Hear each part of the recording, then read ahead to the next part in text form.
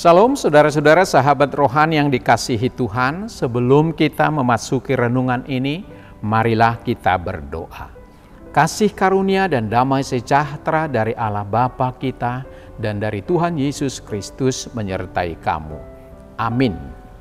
Firman Tuhan renungan bagi kita pada saat ini diambil dari kitab Injil Yohanes pasal 6 ayat 66 sampai 68.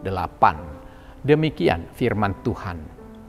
Mulai dari waktu itu, banyak murid-muridnya mengundurkan diri dan tidak lagi mengikut dia. Maka kata Yesus kepada ke-12 muridnya, "Apakah kamu tidak mau pergi juga?" Jawab Simon Petrus kepadanya, "Tuhan, kepada siapakah kami akan pergi?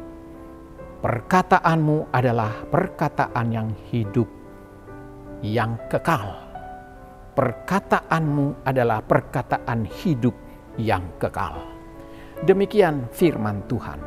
Indah sekali firman ini mengajarkan kepada kita, apakah kamu tidak pergi juga?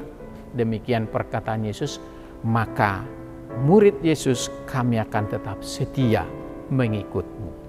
Dan topik yang kita ambil dari renungan ini, setia mengikut Yesus. Sahabat rohani yang dikasihi Tuhan Yesus Kristus, seorang misionaris yang bekerja pada penginjilan bawah tanah, menceritakan kisah seorang beriman di Rusia sebelum Rusia jatuh kepada komunisme. Ketika seorang beriman itu tahu bahwa seorang temannya telah memperoleh Alkitab, ia pun memohon untuk meminjamnya. Akan tetapi si pemilik Alkitab membaca buku berharga itu setiap petang sampai pukul 10 malam.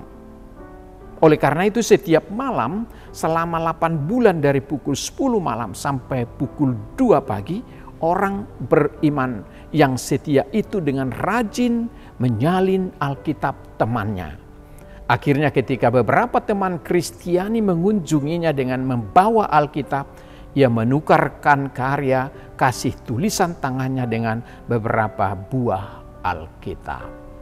Bayangkan bagaimana jika kita tidak pernah memperoleh kitab suci, memperoleh Alkitab.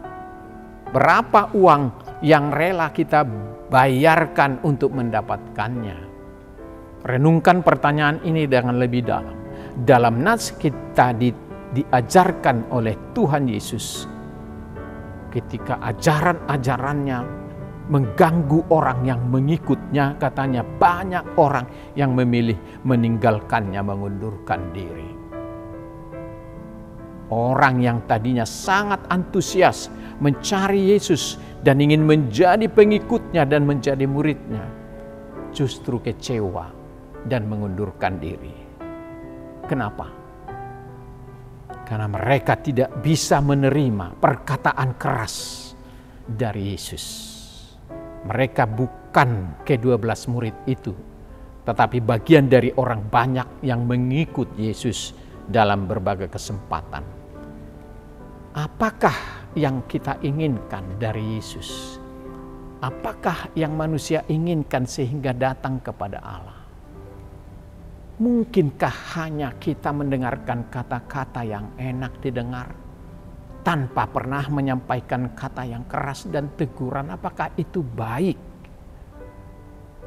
Sahabat rohani yang dikasihi Tuhan, salah satu perkataan keras yang disampaikan Yesus adalah tentang makan daging dan minum darahnya yang mengguncangkan orang banyak. Tetapi Tuhan Yesus menegaskan bahwa itu jangan ditafsirkan secara letterlate. Itu hanya menegaskan bahwa belum seberapa bila dibanding dengan kejutan yang akan mereka alami kelak ketika mengetahui bahwa Yesus bangkit dan naik ke surga. Sahabat rohani yang dikasihi Tuhan Yesus, sesudah banyak orang yang mengundurkan diri, kecewa dengan perkataan Yesus itu, Yesus ingin menguji ke-12 muridnya. Apakah mereka juga melakukan hal yang sama? tidak suka dengan perkataannya yang kalau menurut mereka sangat keras lalu meninggalkannya. Kemudian ia bertanya kepada murid-muridnya, apakah kamu tidak mau pergi juga? Tetapi apa jawaban murid-muridnya sangat mengejutkan Tuhan Yesus dan sangat berkesan. Petrus mewakili murid-murid menjawab, Tuhan, kepada siapakah kami akan pergi? Engkau memiliki perkataan yang hidup, perkataan hidup yang kekal. Kata-kata ini jawaban yang memahami secara tepat siapakah Tuhan Yesus. Kemanapun lari, dimanapun bersembunyi, di tempat atas, di tengah, di bawah, di dunia kegelapan, sekalipun semua ada di mata Tuhan Yesus. Petrus tahu bahwa Yesus adalah firman hidup. Itu sebabnya ia bersedia meninggalkan segalanya demi hidup bersama Yesus yang adalah satu-satunya jalan, kebenaran dan hidup. Apakah kita memiliki komitmen seperti Petrus? Apakah kita memiliki pengabdian seperti orang iman yang ada di camp tadi itu, di Rusia itu? Berapa yang kita rela bayar untuk Alkitab, untuk firman Tuhan, untuk mendengarkan khotbah, untuk bersekutu dengan Tuhan, bahkan untuk diberkati Tuhan. Tidak ada bayaran untuk itu, hanya dengan kerelaan hati. Jangan terlalu bahagia hanya dengan ucapan baik-baik, kata-kata manis yang menyenangkan, yang mengangkat-angkat, memuji-muji. Jangan, semua ada waktunya. Kata yang manis dan kata yang pahit pun terkadang harus, karena yang pahit belum tentu racun, tapi bisa menjadi obat. Apakah kita memiliki komitmen yang kuat kepada Yesus? Salah satu ukuran orang yang punya kesetiaan dan komitmen adalah cinta. Cinta kepada Allah dan cinta kepada firman-Nya menjadi komitmen kita untuk setia tanpa mau meninggalkannya, seperti pengikut Yesus di atas. Sahabat rohani yang baik hati, pesan renungan ini bagi kita. Petrus mewakili murid-murid menyatakan kesetiaannya kepada Yesus. Kesetiaan Petrus merupakan teladan yang besar bagi kita. Ada kalanya kita berjumpa dengan realitas yang membuat kita ragu mengikut Tuhan. Saat iman dan keyakinan kita kepadanya diombang-ambingkan oleh berbagai peristiwa yang mengguncang iman dan hidup kita, mari kita menyatakan ungkapan batin sebagaimana disampaikan Petrus, Tuhan, kepada siapa kami akan pergi? Hanya bagimulah kami pergi dan datang, kan karena dari Tuhan sendirilah semuanya sumber kebaikan. Dengan menyatakan ungkapan itu kita memantapkan langkah kita untuk tetap mengikut Yesus dengan setia. Hal ini mengajarkan kita untuk tetap setia, bahkan ketika ajarannya pun sulit kita pahami dan berat untuk kita lakukan. Melalui ungkapan ini kita meyakini bahwa bersama Tuhan Yesus kita akan kuat menghadapi berbagai rupa keadaan.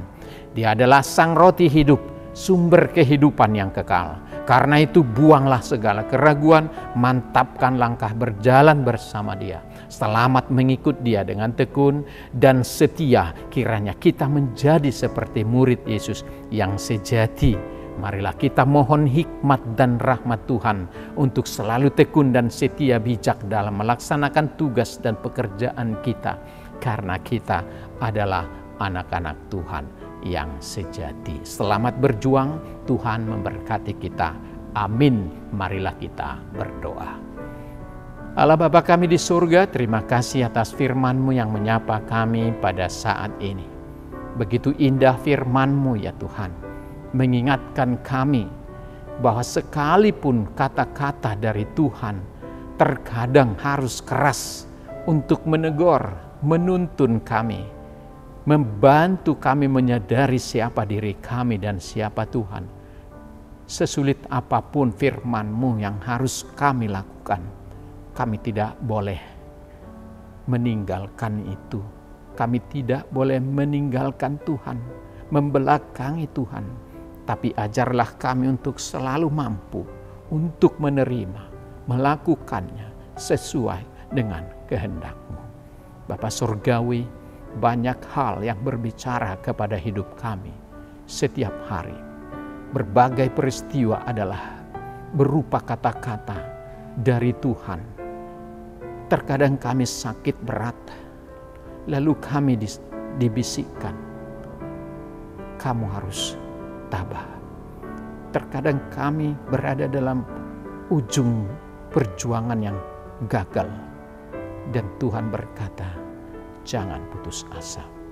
Terkadang kami mengalami sesuatu, pergumulan tidak kunjung selesai, berlama-lama. Tapi Tuhan berkata, sabarlah. Dan banyak hal yang harus kami alami, tapi Tuhan selalu memberi kami jalan. Itulah kerasnya bicara Tuhan, tapi tidak membawa kami ke putusasaan dan kematian. Ucapan sekeras apapun dari Tuhan, itu tetap berisi bingkai bungkus dengan cinta kasih. Terima kasih Tuhan, ajar kami untuk memaknainya, sehingga kami menjadi orang-orang yang mengerti akan cinta kasih-Mu, baik dengan ucapan yang sangat keras, lembut, ataupun sedang. Terima kasih Bapa, hindarkan kami dari segala apatisme, cara menafsir yang salah atas apa yang kami alami.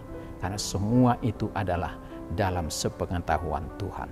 Berkati kami hari ini bersama anak-anak kami dan keluarga. Jauhkan kami dari rencana yang tidak baik untuk mengundurkan diri dari hal apapun yang baik. Terutama dalam persekutuan dengan Tuhan, dalam komunitas bersama-sama dengan Tuhan.